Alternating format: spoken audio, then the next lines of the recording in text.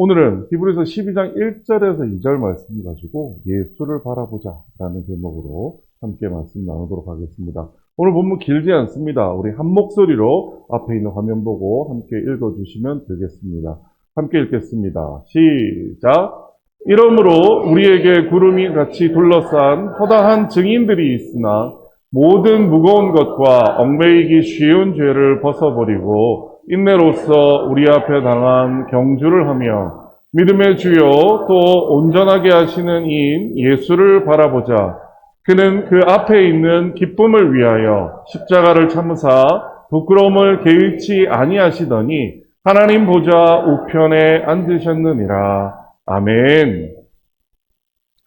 지지난주였습니다. 저한테 카톡으로 노회에서 카톡이 하나 왔습니다. 그래서 뭐라고 왔냐면 6월 네 번째 주를, 매년 6월 네 번째 주를 순교자 기념주일로 섬깁니다. 라는 카톡이 왔었습니다.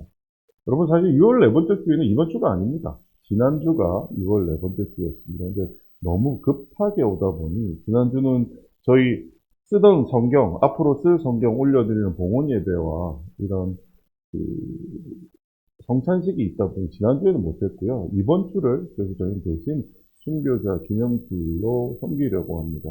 여러분, 순교라는 말 많이 들어보셨어요? 요즘은 사실 순교라는 말이 그렇게 익숙하지는 않습니다. 사전 찾아보니까 이렇게 나오더라고요. 순자가 따르다, 목숨을 바쳐 따르다 라는 뜻의 순자고요. 교자가 가르치다, 종교 이런 뜻을 가지고 있어서 믿는 바 교훈, 복음을 따르다가 목숨을 잃는 것을 순교라고 합니다. 여러분 기억나시는 우리나라 이 땅에서 순교하신 분 기억나는 분 있으세요? 누구요? 아, 굉장히 옛날 분도 기억하고 계시네요. 네. 제가 여러 가지 찾다 보니까요, 우리나라에서 우리나라 사람이 순교하신 제 기억상의 마지막 분은 누구냐면 이분이었습니다. 여러분 혹시 이분 누구의 사진인지 아세요? 여러분, 사랑의 원자탄 들어보셨어요? 누구세요? 손양원 목사님이십니다. 손양원 목사님이 그 일제 독립운동할 때에도 고초를 당하셨고, 특히 뭘로 유명하시죠? 아들 둘을 여순 사건 있었을 때 지역에 있는 사람들 공산당을 통해 가지고 죽임을 당했다가 자기 아들을 죽인 그 사람을 양자로 들여서 유명한 일화들을 우리는 알고 있습니다. 그리고 저도 이번에 찾아보다가 다시 알았는데 손영원 목사님이 사랑의 원자탄으로 유명하시지만 실제 6.25 때 북한 공산군에게 총살을 당하여 돌아가신 걸로 나와 있더라고요. 이 땅에서 복음을 위하여 순교하신 어찌 보자면 제가 기억하는 마지막 분이 아닌가라고 생각합니다. 여러분 손양원 목사님 이후에 여러분 순교자 들어보신 적 있으세요? 순교자. 사실 요즘에는 순교하시는 분들을 보기가 쉽지는 않습니다. 그래서 기억을 되짚어 봤습니다. 제 기억 속에 우리나라 사람인데 순교하신 분 중에 마지막 순교한 분이 누구일까? 언제쯤 일이 있었을 것 같으세요? 손양원 목사님 1950년도입니다. 그러면 그 뒤에 마지막 우리나라 사람이 순교한 마지막 사례 뭐 있을 수는 있는데 제가 기억하고 여러분 다 아시는 거는 언제냐면 2007년입니다.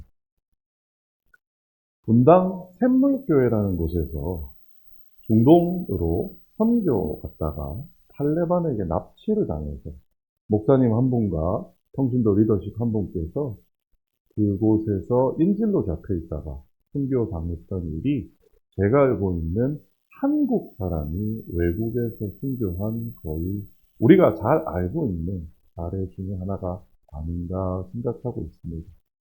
순교자 주간이라서 순교자에 대해서 여러 가지 찾아보았는데요. 해외에서 우리가 잘 모르지만 순교하시는 분은 분명히 있습니다. 지금도. 하지만 사실 여러분 이 땅에서 순교하시는 분이 있을까요? 요즘 여러분 예수 믿는다고 했을 때 어디 가서 핍박받거나 욕 들어보신 적 있으세요? 요즘 잘 없습니다. 오죽하면 제가 그런 일을 당했다고 설교의 주제로 와서 얘기할까요? 요즘은 예수 믿는다고 핍박받는 시대가 아닙니다.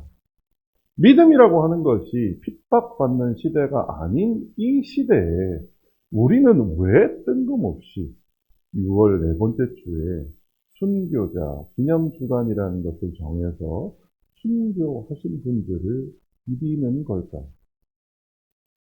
솔직히 잘 모르겠습니다. 노회에서는 어떤 의도로 이러한 일을 하셨는지 잘 모르겠지만 그 주제를 가지고 제가 성경을 읽고 공부하다가 찾아낸 이야기들을 오늘 여러분과 함께 나누어 볼까 합니다.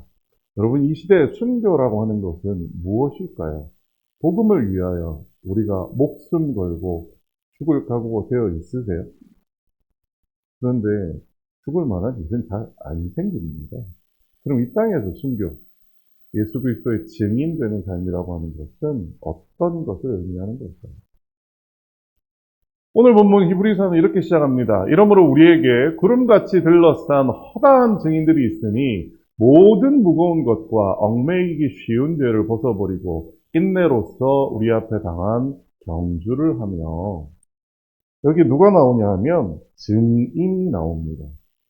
우리는 순교가 목표이고 목적인 것처럼 생각해서는 안 됩니다.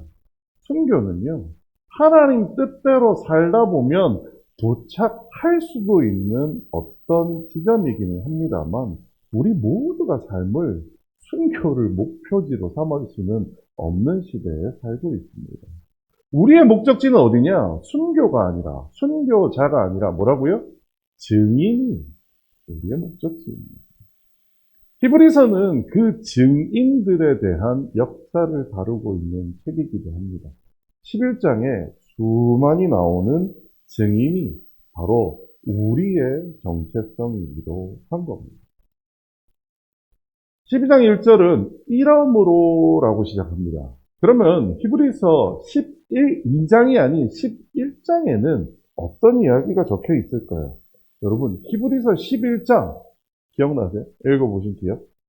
우리 같이 한 목소리를 읽어보겠습니다. 시작! 믿음은 바라는 것들의 실상이요 보이지 않는 것들의 증거니 선진들이 이로써 증거를 얻었느니라. 히브리서 11장은 매우 유명한 장이고요. 아예 그 성경책에도 여러분 제목으로 적혀 있습니다. 저 좋은 성경책 보면 소제목 있잖아요. 소제목에 뭐라고 적혀 있느냐? 믿음의 선진들 이렇게 적혀 있습니다. 히브리서 11장에 있는 믿음의 선진들 여러분 누구일까요? 기억나세요? 에녹, 아벨, 노아, 우리가 잘 알고 있는 구약성의 아브라함, 이삭, 야곱, 요셉, 모세, 그리고 출애굽하던 이스라엘 백성 등등 이런 사람들이 적혀 있습니다. 이름만 언급된 걸로 따지면 이스라엘의 사사들도 나오고요. 여러 사람들이 나옵니다. 구약에 있는 그 수많은 사람들은 뭘 한 사람이라고요?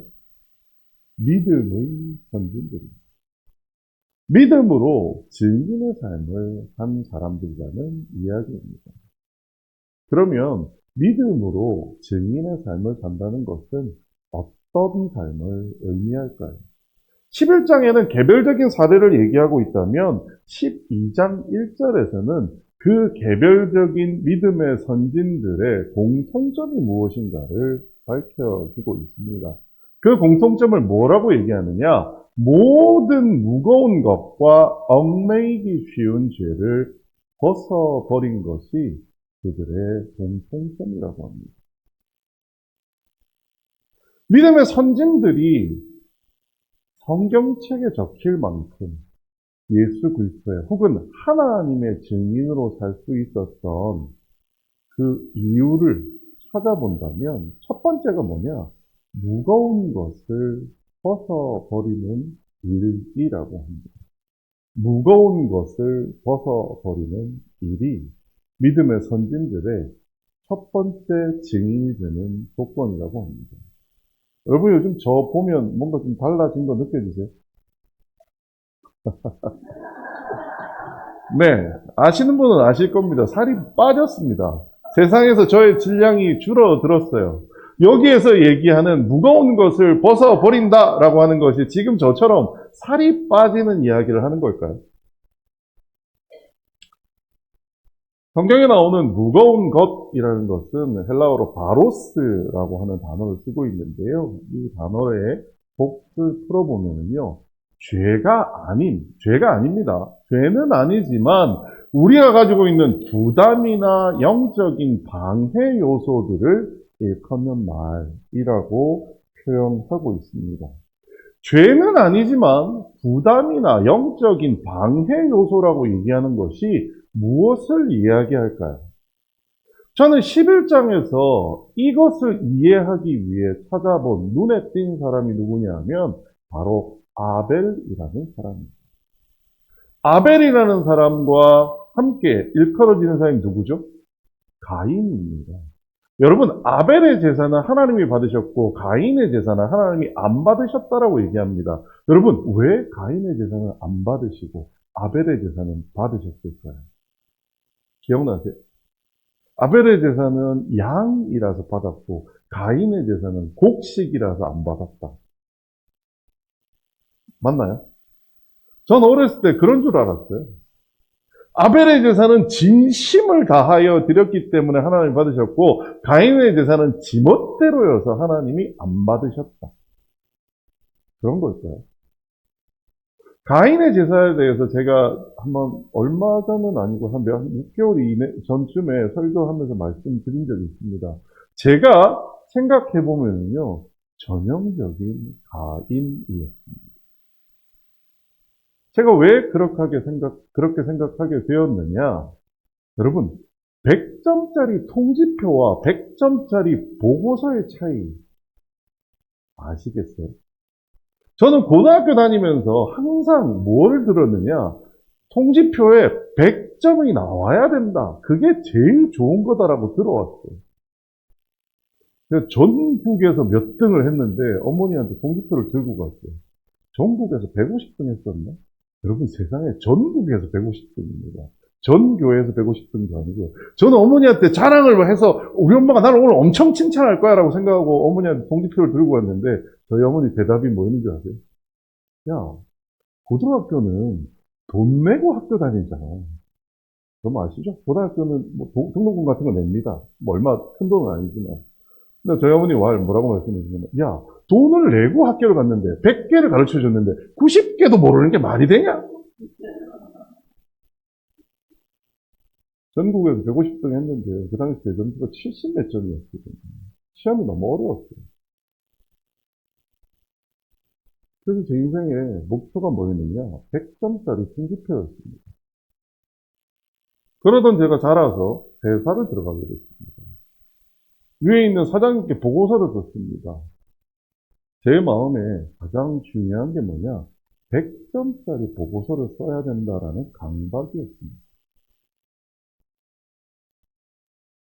100점짜리 보고서를 쓰기 위해서요, 저는 매일같이 밤을 새웠습니다. 주일날도 출근했고요. 월요일 아침 회의 준비하기 위해서 주일날 일찌감치 예배목 따닥 드리고 회사에 오후에 나가서 다음날 아침 회의 자료를 준비해 놓는 것이 제 일상이었습니다. 시간이 지나서 제가 보고서를 쓰고 난 다음에 유독 다른 상사들이 저한테 야, 김명희 너 왜 이렇게 까칠해? 라는 이야기하는 걸 들었어요.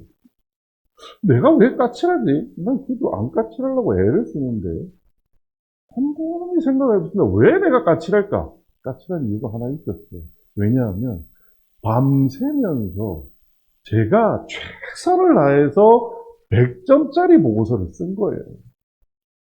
남들은 그냥 한두 시간 준비해서 80점짜리, 70점짜리 보고서를 써올 때 저는 어떻게 해요? 한 2, 3일 밤을 새워서요. 제 나름 100점이라고 생각되는 보고서를 써가지고 간 거예요. 그런데 감히 그 자리에 아무리 내 위에 상사라고는 하지만 이 사람들이 한 번도 내 보고서를 읽어보지도 않은 사람들이 내 보고서 가지고 왈가왈부하는 모습을 보면서 화가 나는 거예요. 저는 100점짜리 보고서를 위해서 수많은 날을 밤새웠고요.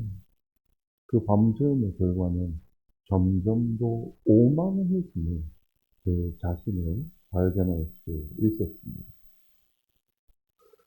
아직도 기억나는 분인데요. 그러다가 어떤 임원 한 분을 만났습니다. 그 임원이 저한테 얘기하십니다. 야, 보고서 쓸 때 시간을 정하고 써. 저한테 얘기하시는 게 내일까지 그냥 가져와. 오늘 오후에 보고서를 쓰는데 그냥 내일까지 가져오래요. 잘 쓰든 못 쓰든 상관없대요. 그냥 내일만 가져오래요. 아니라 다를까 저는 또 하룻밤을 꼭 빡셌습니다. 근데 아무리 밤을 새도 하루 만에 이 보고서를 완성하는 것은 쉬운 일이 아니었어요. 그 임원과 함께 이런저런 이야기를 하다가 결국 3페이지 정도가 비어 있는 채로 보고서가 최종이 나왔습니다. 여러분, 제 자존심에 보고서에 빈 페이지를 가지고 사장님 보고를 들어간다는 건 상상도 할 수 없는 일이었어요. 그런데 그 임원분이 뭐라고 하시느냐. 그때 7시였나? 7시 반에 보통 저희 뭐 9시, 10시 퇴근했었는데 땡 치니까 집에 가자! 이러시는 거예요. 보고서에 있는 빈 페이지가 3페이지나 있는데 어쩌자고 이러지 이 양반이. 근데 저한테 하는 얘기가 야 보고 네가 하냐? 내가 한다. 걱정하지 마. 내가 책임질 거니까 그냥 들어가. 제 평생 처음으로 제 생각에는 80점도 채 안 되는 보고서를 들고 사장 보고를 들어갔습니다. 조마조마했습니다. 잘 정리된 보고서를 보고할 때는 익숙하게, 하지만 그 임원분이 점점 빈 페이지 향해를 달려갈 때 저도 제 마음이 두근반 세근반 하는 것을 느꼈습니다. 제가 막 오금이 저려오기 시작했어요. 그랬는데 빈 페이지가 딱 나왔더니 이분이 뭐라고 얘기했냐면 저희는 잘 모르겠습니다. 대표님께서 이거 도대체 어떻게 하면 좋을지 좀 알려주세요. 전 설마 그 양반 입에서 이런 말이 나올 거라고 상상도 못 해봤어요. 저는 그 말을 하는 임원 앞에서 얼어붙었습니다. 이야, 오늘 사장의 불호령이 떨어지겠구나. 우리 오늘 보고 끝장이다.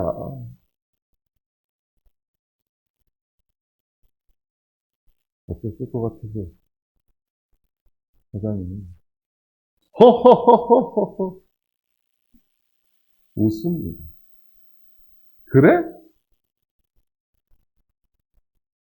그럼 우리 같이 한번 얘기해보자.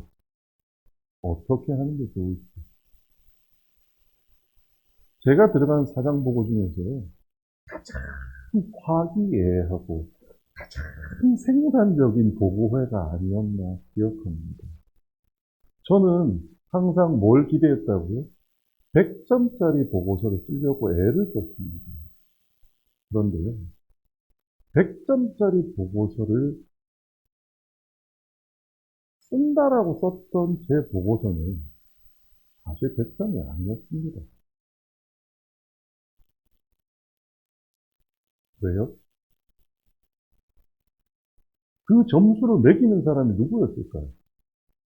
보고서에 점수 매기는 사람이 누구예요? 사장님이에요. 근데 100점짜리 보고서를 쓰겠다고 애써서 밤 새운 사람은 누구예요? 저예요.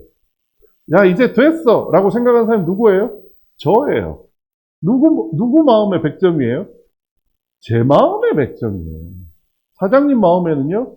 마음에 안 들어요. 그러니 보고만 들어가면 맨날 깨지죠. 그랬는데, 어느 날, 저희 임원이 빈 페이지를 들고 가서, 사장님, 모르겠어요. 똑똑한 사장님이 알려주세요. 라고 얘기했더니, 사장님이 호호호호 웃으면서, 우리 같이 한번 얘기해볼까? 라고 하더니, 너무너무 즐거워하시며 그 이야기들을 풀어내가는 걸 보면서, 저는 그제서야 알았어요. 아, 이제까지 내 혼자 100점인 보고서를 쓰려고 애를 썼구나. 사실 보고서 속의 빈 페이지나 보고서 속의 부족한 부분은 누구의 자리였냐면 대표의 자리였어요. 전 그 자리를 인정하지 못했어요. 그러다 보니 대표나 다른 임원이 제가 100점이라고 생각하고 썼던 보고서를 가지고 이러쿵저러쿵 말을 하면 제가 짜증을 내고 화를 내고 내리나부랭이가 말이죠.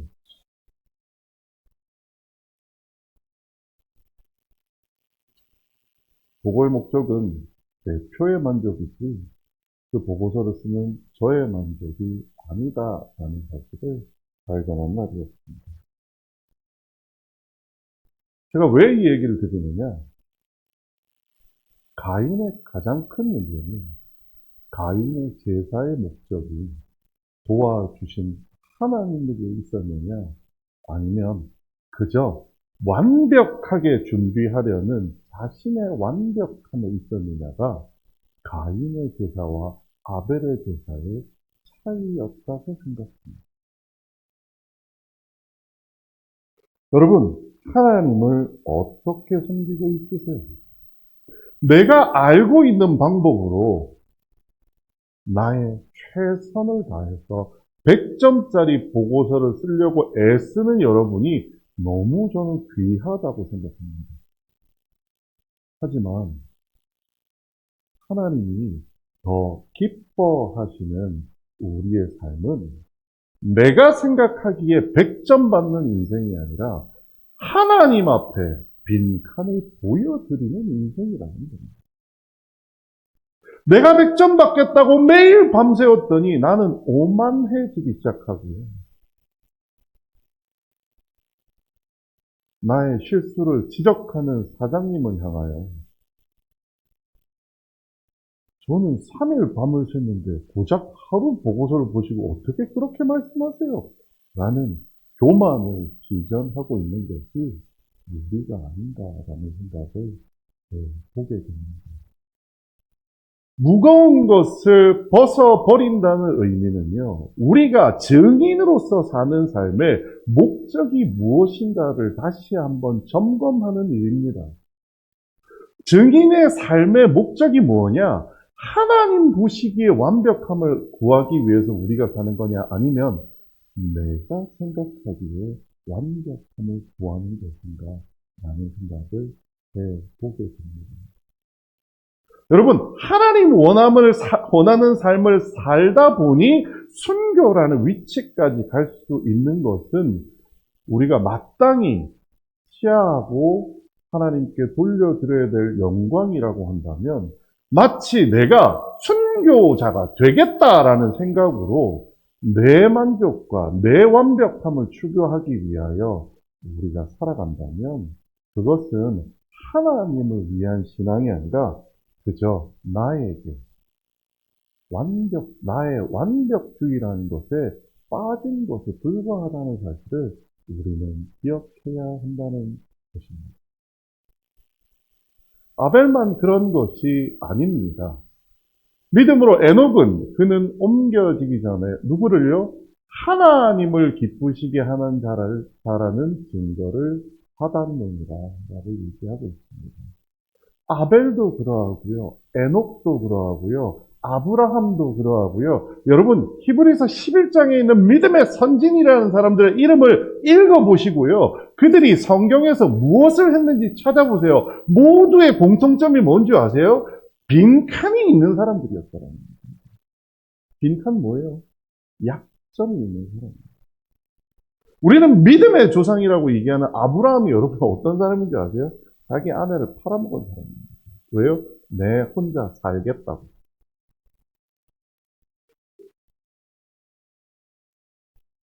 내가 훌륭한 사람이 되어서 하나님 앞에 떳떳하게 100점짜리 통지표를 들이밀고 싶다면 그건 증인의 삶이 아니라 우리 스스로를 기만하는 일입니다. 자, 두 번째, 무거운 것을 벗어버린 우리가 제대로 또 증인의 삶을 살기 위해서 뭐를 해야 되느냐?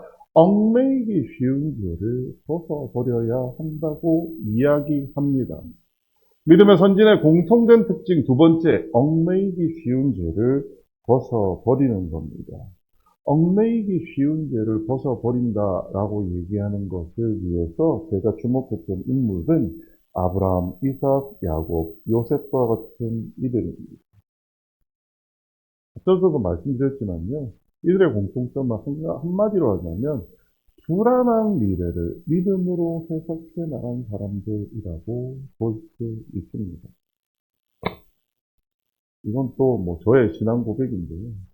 아신 분은 아시겠지만 전 평일날 회사에서 일을 하고 있습니다.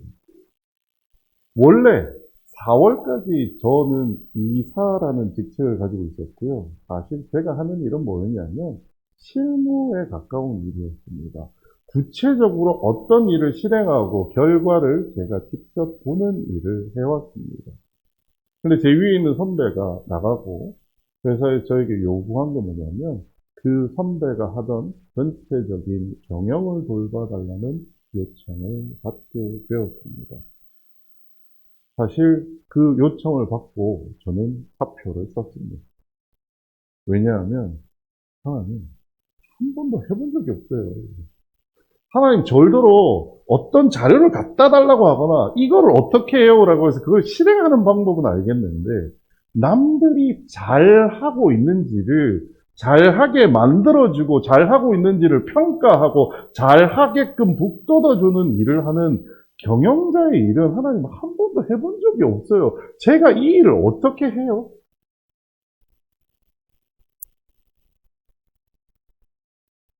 혼자 결정할 문제가 아니라고 생각되어서 주변에 기도를 부탁하기 시작했습니다. 어머니께도 기도 부탁을 드렸어요. 근데 어머니가 저한테 하시는 말씀이 하나님이 나한테 이런 말씀을 주신다 라고 하면서 주신 말씀이 누구였냐면요. 여러분 누구냐면 요셉입니다. 요셉. 요셉이 어떤 인물이었을 것 같으세요? 꿈이 있는 자? 전 어머니가 요셉 얘기를 하는 순간 울컥했어요. 왜냐하면 요셉은 하게 못하는 자들. 어렸을 때 하다못해 형들하고 소통도 지독하게 못하는 사람이었고요. 사람들과의 관계의 젬병 중에 상젬병이었습니다. 오죽하면 누가 실세인지를 몰라서 보디발이라는 집에 가서 최고의 신하가 되었음에도 불구하고 그 실세 부인 눈밖에 나는 바람에 그 다음에는 왕한테 가서도 하지만 그렇게 소통을 못하는 요셉을 하나님이 들어 쓰셨더니 어떤 일이 벌어졌나요? 망할 수밖에 없었던 애굽이라는 땅을 하나님께서 구원하는 도구로 요셉을 사용하는 것을 볼 수 있었습니다. 어머니께서 야, 네가 거기 가는 거 하나님이 요셉처럼 사용하신대 라는 말에 제가 얼마나 감동하고 기뻐서 눈물을 흘렸는지 모릅니다. 제가 존경하는 저희 대표에게 힘이 되는 사람이자 요셉이 또 한 일이 뭐예요? 이스라엘 백성을 애굽에서 6년 동안 잘 보호할 수 있게 만들어준 사람이기도 하거든요.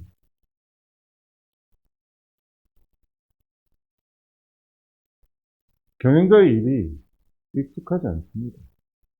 뭘 해야 될지 모르겠더라고요. 고민을 하고 생각하면 생각을 할수록 뭔가 저보고 자꾸 결정하라고 얘기하는데 결정할 때마다 나도 어떻게 뭘 가지고 결정하라는 거야. 내가 해본 적이 있어야 결정을 하지. 하루에 제 이름 사인만 요즘 한 30개 합니다. 30개 사인을 하면서 걱정합니다. 혹시나 이것 중에 하나가 잘못된 결정이면 어떡하지?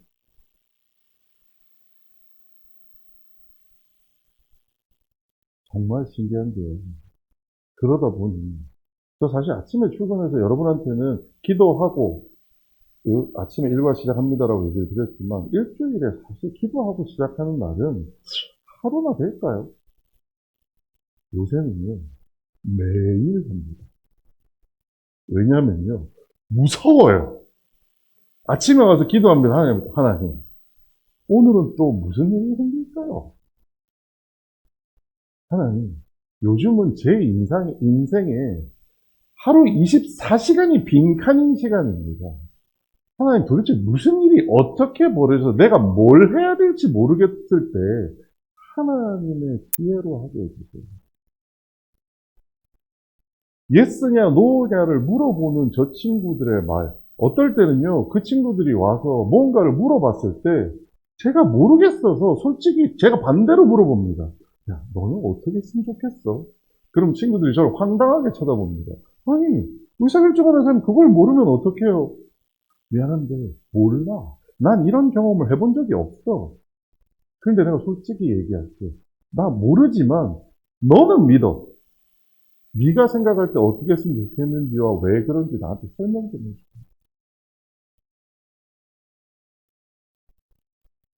2달 지났습니다. 2달 지나면서 이번 주 초에 제 마음에 이런 생각이 들더라고요. 하나님, 세상에 회사 생활하면서 요즘처럼 진한 힘이 깊어지는 게 처음인 것 같아요. 라고 제가 하나님께 기도했습니다. 왜요? 제 연약함이 들키니까요. 저한테 누구만 나타나요? 하나님만 드러나기 시작합니다. 요즘은 저희 회사에 있는 친구들이 전부 다 저를 보고 그럽니다. 이젠 다 압니다. 목사님이죠? 이번 사인은 기도하고 하실 거예요?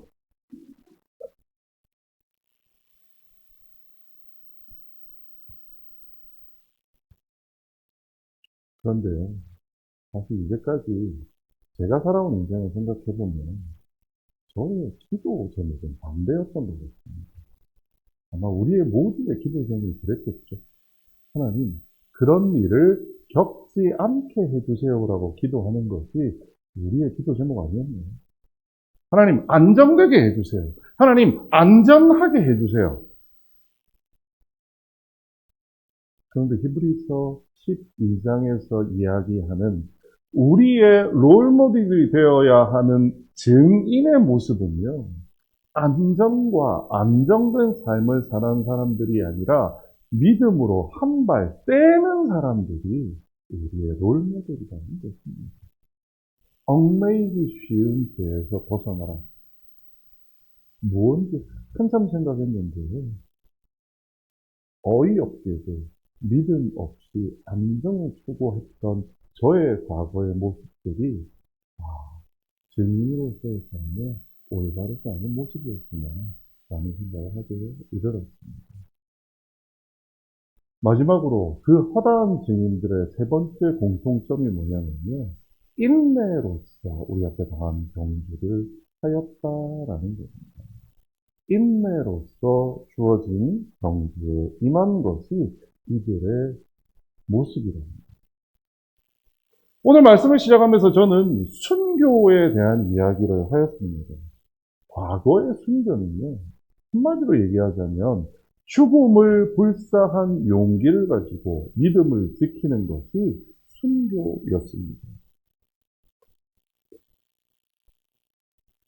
그런데요, 저는 이 장면을 상상하게 됩니다. 예수님을 십자가에 못 박은 것이 이방인이 아니라 누군가요? 유대인들이었어요. 그 유대인들이 누구였는데요?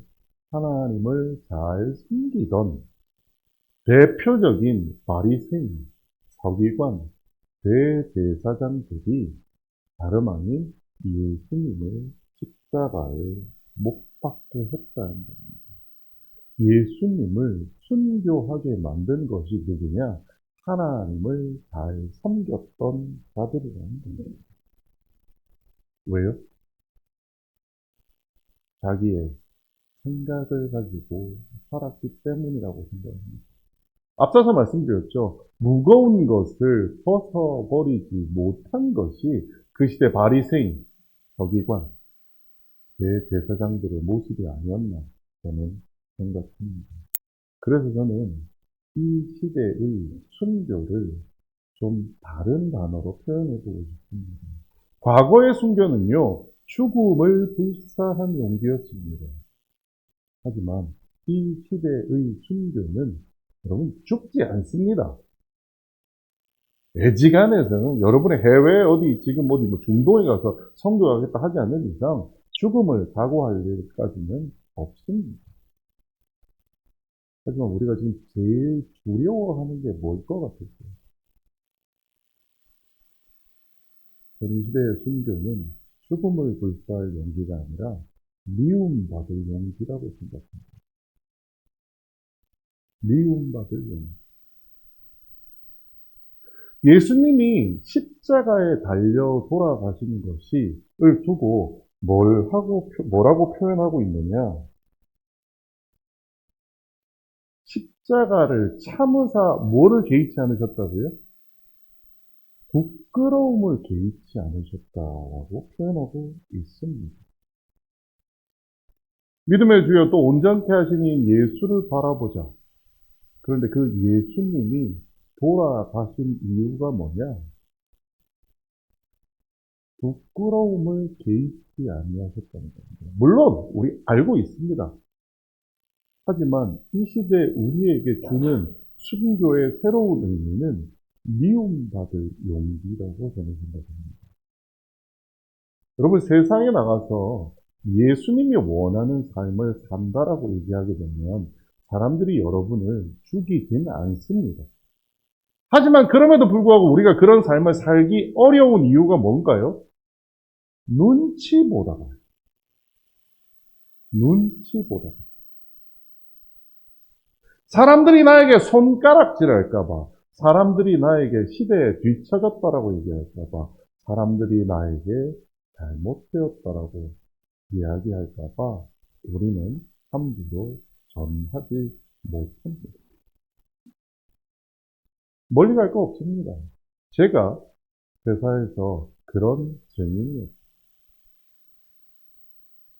행여나 내가 그리스도인이라는 사실로 인하여 사람들에게 이러한 평가, 저러한 평가를 받을까 걱정되어서 예수 그리스도의 증인이 아닌 내 인생에 하나님을 이용하고 살았던 것이 저의 현실이었습니다.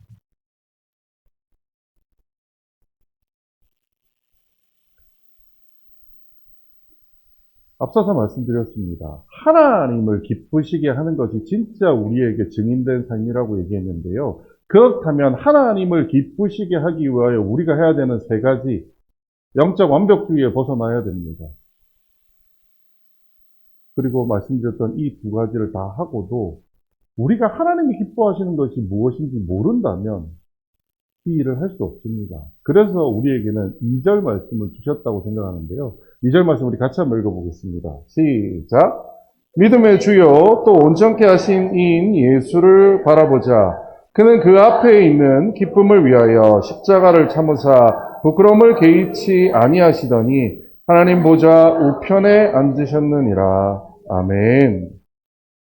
믿음의 주요 또 온전케 하신 이인 예수를 바라보자. 믿음의 주요 또 온전케 하시는 이라는 헬라어를 살펴보고서 깜짝 놀랐어요. 왜냐하면요. 여러분 알파와 오메가 되시는 하나님 그 말하고 똑같습니다. 믿음의 시작과 믿음의 끝이 되시는 것이 예수님이라는 겁니다. 우리가 증인의 삶으로 살기 위해서 가장 중요한 요소가 뭐냐? 믿음인데요. 그 믿음이 무엇인지 알려면 누구를 봐야 돼요? 예수님을 바라봐야 된다는 겁니다. 그래야지 하나님이 진짜로 무엇을 기뻐하시는지 알 수 있다라는 거예요. 그런데 여기서도 이렇게 얘기합니다. 그 앞에 있는 기쁨을 위하여 라고 얘기합니다. 도대체 이 기쁨이 뭘까? 저는 계속 찾아봤습니다. 하나님 이 기쁨이 뭔가요? 이 기쁨이 뭔가요? 혹시 헬라어의 문법적으로 찾아보면 어딘가에 기가 막힌 구절이 나오지 않을까 찾아봤는데요. 안 나옵니다.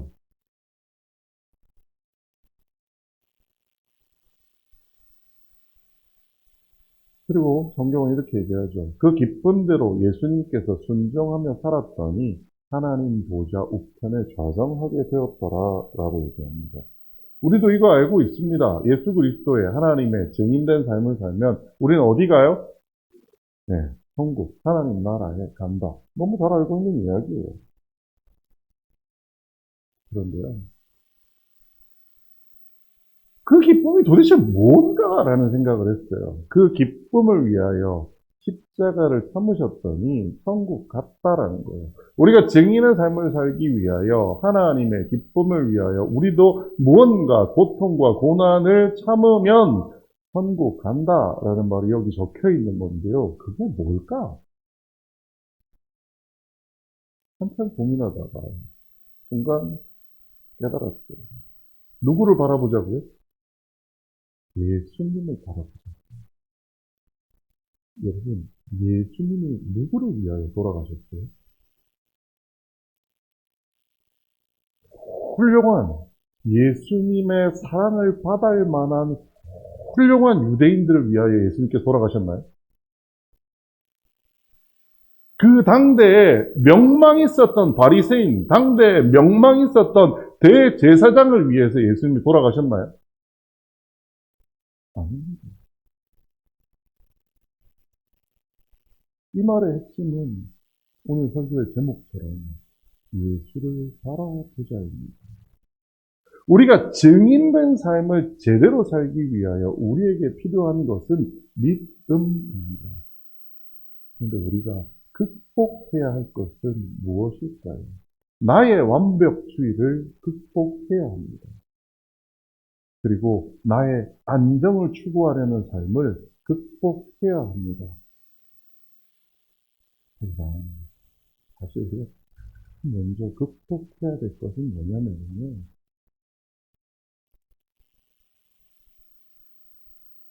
내가 옳다고 생각하고 내가 좋다고 생각하는 것을 추구하려는 것을 극복해야 합니다.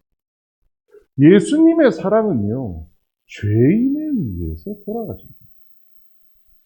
그런데 우리는 자꾸 뭘 찾아요? 죄인이 아닌 선한 자들을 좋아합니다. 선한 자들이 내 옆에 있었으면 좋겠습니다. 잘 사는 사람들, 많이 배운 사람들이 내 곁에 있었으면 좋겠습니다. 그들과 함께 신앙생활 했으면 좋겠습니다. 그게 우리의 마음 아닙니다. 이 시대에 우리가 증인의 삶을 산다는 것, 무엇을 얘기할까요? 저는 창원초대교회에서 담임 목회를 처음 시작할 때 머릿속에 꿈꾸었던 것을 오늘 이 말씀 준비하면서 온전히 나누려내었습니다.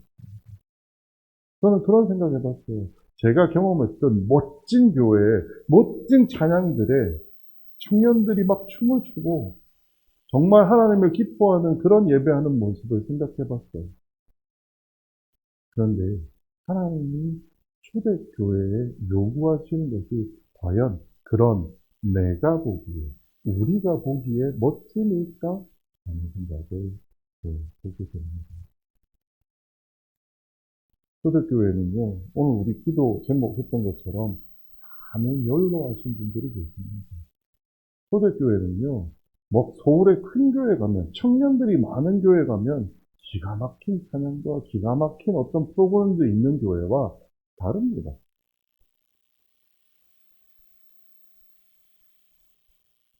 그래서 저는 초대교회에서 이렇게 우리가 함께 모여 신앙생활하는 것이요, 순교라고 할 수는 없지만 그게 바로 증인의 삶을 살아가는 것이라고 생각합니다.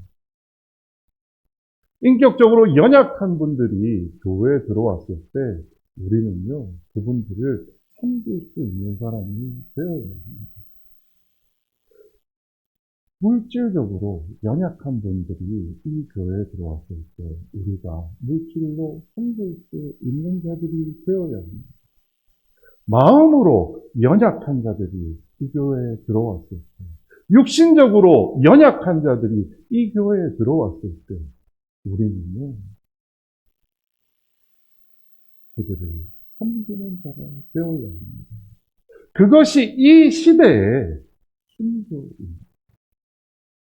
멋진 프로그램을 가지고 멋진 찬양을 하며 하나님께 영광 돌려드리는 것이 저는 어쩌면 100점짜리 통지표를 원했던 어린 시절 제 마음이 아니었나, 하나님께 얼마나 회개했는지 모릅니다.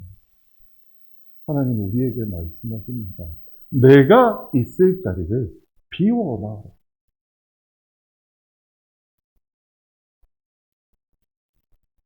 이 시대의 순교는 죽음이 아닙니다. 이 시대의 순교는 미움받을 용기. 내가 생각하는 것과 다름을 받아들이는 용기가 이 시대의 순교라는 사실을 기억해 주셨으면 좋겠습니다. 초대교회 성도 여러분, 우리는 증인의 삶을 살아야 합니다. 그러기 위해서 뭐를 해야 되느냐? 나를 완벽시키려고 하는 영적 완벽주의에서 우리는 벗어나야 합니다. 하루에 기도를 3번 하고요. 성경을 1년에 10독을 하고요. 그리고 헌금을 많이 하니까 나의 신앙이 뛰어나다? 저는 이런 생각하지 말았으면 좋겠습니다. 우리의 신앙은요, 하나님 앞에서는 언제나 부족할 뿐입니다. 그리고 누군가가 그 횟수를 채우지 못하고 그 정한 분량을 다 하지 못하였다고 할 때 그 다 하지 못한 분량을 하나님께서 채워주신다라고 생각하는 초대교회가 되었으면 좋겠습니다. 믿음이 없이 안정을 추구하는 자리에서 우리 이제 단호하게 일어나야 합니다.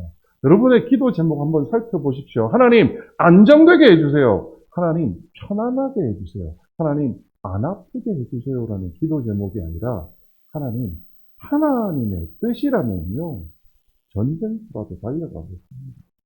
하나님의 뜻이라면 내가 가진 모든 재산이라도 내어놓겠습니다.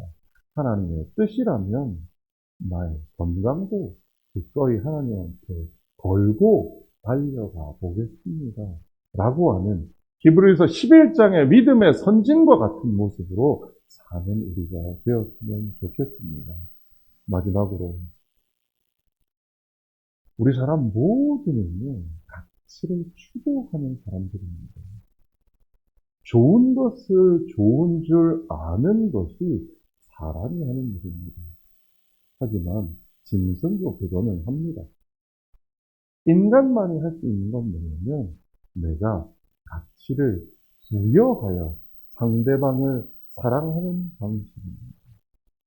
예수님께서 죄인을 위하여 돌아가셨듯이 우리도 내 마음에 들지 않는 누군가를 위하여 부끄러움을 참아내고 십자가를 지는 신앙인의 증인의 모습으로 사는 초대교회 성도 여러분들이 되셨으면 좋겠습니다. 그렇게 사시겠죠? 그렇게 살 것을 기대하며 우리 함께 기도하도록 하겠습니다.